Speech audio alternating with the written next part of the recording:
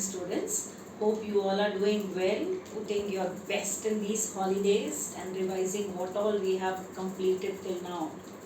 Okay, now let's move to the next topic, that is properties of colloidal solution. See, we are doing, it's a part of surface chemistry chapter.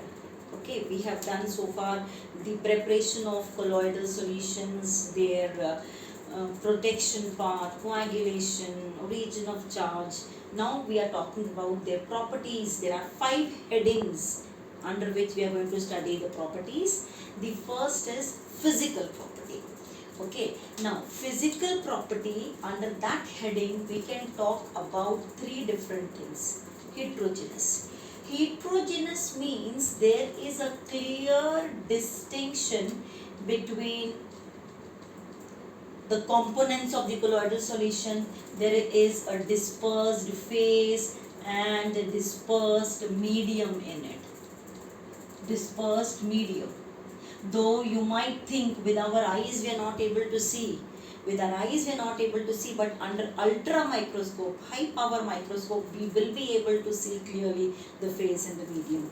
Because we know what is the size range of the colloidal solution. It is 1 nanometer to 1000 nanometer. Okay, so it is having phase and medium clearly, so it is heterogeneous. Second thing, stability. See, stability means, suppose you take a colloidal solution, say milk, it doesn't settle down at the bottom. Gum, starch, the phase doesn't settle down. It is stable. We have discussed in one of the videos what is the cause of this stability. One cause we have studied is that charge. On the colloidal particle, charge develops. Okay, so that charge, suppose it is negative. Between number of the dispersed phase, it will be negative throughout. They will all repel and it will disperse. So it is step one cause, one reason for the stability is the charge present on it. Number 2 we'll be talking about here. Let me mention it here. Brownian motion. Brownian motion.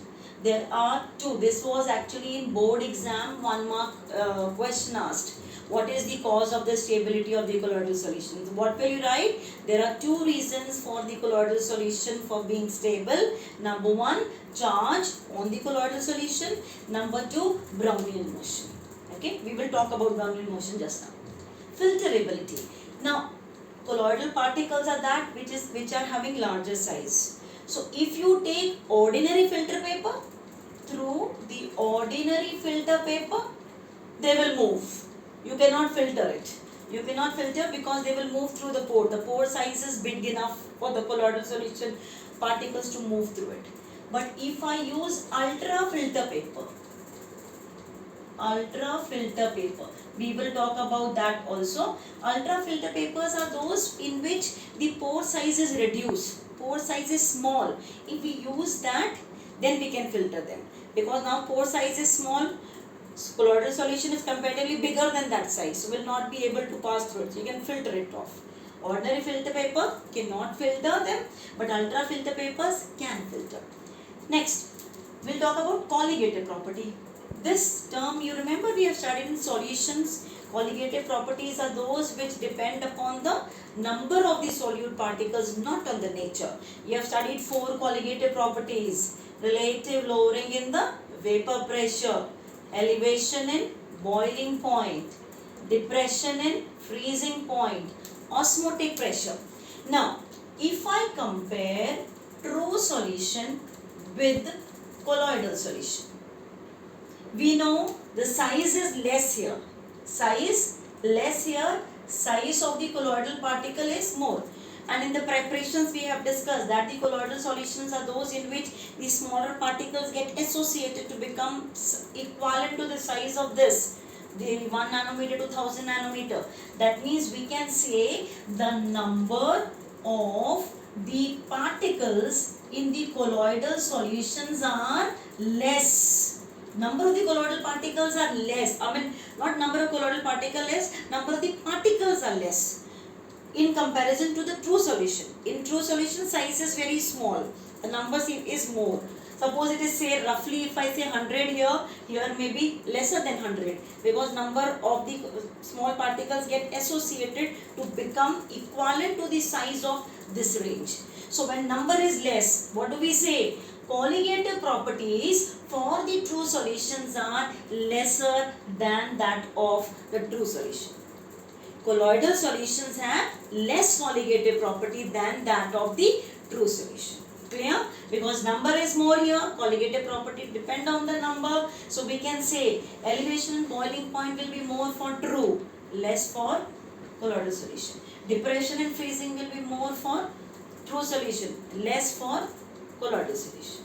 Okay, this part is clear, children. Here if you compare colloidal solution with true solution, the true solutions will be, colloidal solutions are those which are having bigger size, this is having smaller size, but number wise less number in colloidal solution, more number here, true solution. Clear? So all colloidal solutions will have less colligative properties than the true solution. Got it? Next, mechanical property. Now mechanical property we are going to study under two headings, Brownian motion and diffusion. Now when I say Brownian motion, what comes to your mind? Basically it is zigzag motion. Very common, you must have heard of this zigzag motion. How that zigzag motion occurs? The zigzag motion is due to the unbalanced bombardment of dispersed phase by the dispersed medium. Suppose you are asked to write down what is the cause of Brownian motion. What is Brownian motion? You will write it is a zigzag motion of the colloidal particles. What is the cause of the Brownian motion? You will write it is the unbalanced bombardment of the dispersed phase by the dispersed medium particles. Brownian motion does not depend upon the colloidal particles. It mainly depends upon two factors. Number one, size of colloidal particles. Size it depends. Same colloidal solution, if you decrease or increase the size, the Brownian motion will change. It depends upon the size. You can say here, if the size of the colloidal particle is less, or you can say viscosity of the solution. For both, let me explain together. If viscosity of the solution is less, size of the colloidal solution particle is less, we will say they have more Brownian motion. Brownian motion will be more when the size of the colloidal particle is less, viscosity of the solution is less. Because smaller the size, more will be the unbalanced bombardments between the phase and the medium, more will be the Brownian motion. Viscosity in which you are making the solution, viscosity is less, more will be the more thicker solution, more viscous solution, the bombardment will be less, so Brownian motion also will be less. Diffusion. We know what is diffusion, basically moving from high concentration region to low concentration region. It's a very common thing. Even colloidal solutions have that property of moving from high concentration to low concentration. For example, if I open perfume bottle in one corner, you can smell it in the other. Okay, if smoke is or some gas is being released in one corner, it reaches the other part of the room also. So diffusion. Diffusion is also the property of the colloidal solution. So children, in this we have discussed three properties of the colloidal solution: physical property, colligative property, mechanical property. Two more properties are there. You can make note of this and then we'll discuss the next two. Now we'll discuss the fourth property of colloidal solution, that is optical property. Okay, Tyndall effect. You must have seen when the light enters the room through the small, hole in the room, we are able to see the path. Or in when you move in the forest, if light is coming through the trees, also we can see the path. That is a Tyndall cone. Very common example also, if you are taking, you take a glass of water. Suppose I take this as a glass of water and here a light source. When light is passed, if it is water, then you will not be able to see anything. It will just pass through it. But in this, if I add now little milk, it will form a colloidal solution. Now if I pass light through it, I will be able to see the path of it. Okay, the colloidal solutions will allow the light to pass and it will scatter the light because the size of the colloidal particles are comparatively larger. So we will define what is Tyndall effect. It's a phenomena of scattering of light by the colloidal particles as a result of which the path is visible. What exactly happens? Suppose light is falling on the particle, it scatters. If the size of the particle is very small, scattering will not occur easily. If the size is comparatively larger, scattering will occur. Because of scattering of light, we are able to see the color, we are able to see the path. Okay, so if I take just true solution and light is with the torch also you can try. If you take a glass of water, just keep a torch here, you will not be able to see the path. But if in that water I pour little milk, it will be a colloidal solution. If I hold a torch here, I can see the path. That is because of Tyndall effect is visible in colloidal solutions. This effect indicates, you can say, it confirms the heterogeneous nature of the colloidal solution. Because it is having the particle size which is comparatively larger than the medium. That is why we are able to see the Tyndall effect. So suppose you are asked with what particular experiment you can prove that colloidal solutions are heterogeneous. Tyndall effect. It exhibits Tyndall effect. Okay. Next, there are two main conditions for a colloidal solution to exhibit Tyndall effect. Number one, please remember these two very important conditions. Diameter of the dispersed phase is not much smaller than the wavelength of the light. This is the dispersed phase. The diameter should not be much smaller than the wavelength of the light. Second point, refractive index. It's not dipole moment light, it's refractive index. Please make note of it. Refractive index of dispersed phase and dispersed medium should differ largely.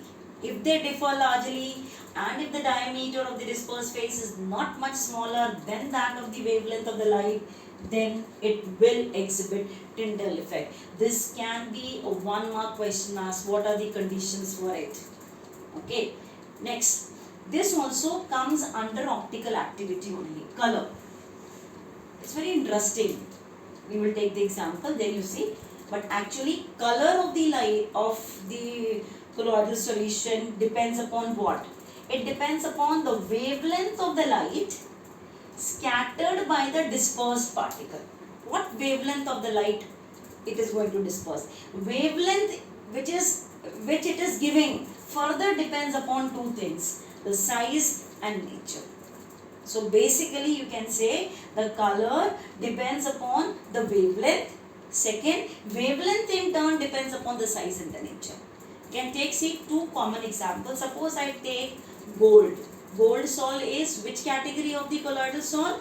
Lyophobic colloidal sol. Okay. Suppose you take, this is the increasing size. This is red color.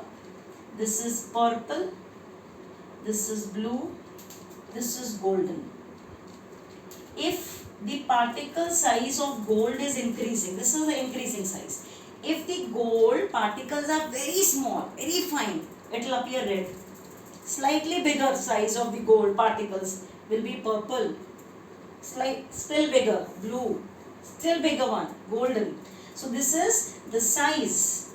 If the size of the gold particle is increasing, the color changes like this. So basically, the size is deciding what is the color of the colloidal solution visible to us.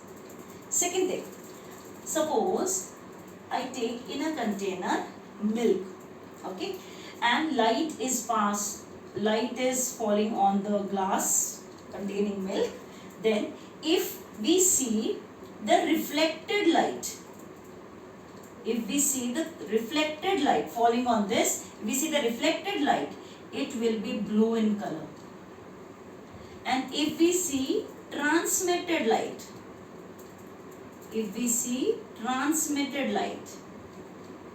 means from this side. If the light is coming from this side, we see that color of the milk, it will appear red. This is also quite interesting. Okay, so it is the reflected light and transmitted light. Also the color of the colloidal solution will change. See children, one more the property is there for the colloidal solution which we discussed earlier in one of the videos. That is the fifth one. I'm just mentioning it here. You can watch in that. It is electrical property. In that electrical property, you remember we have discussed about electrophoresis.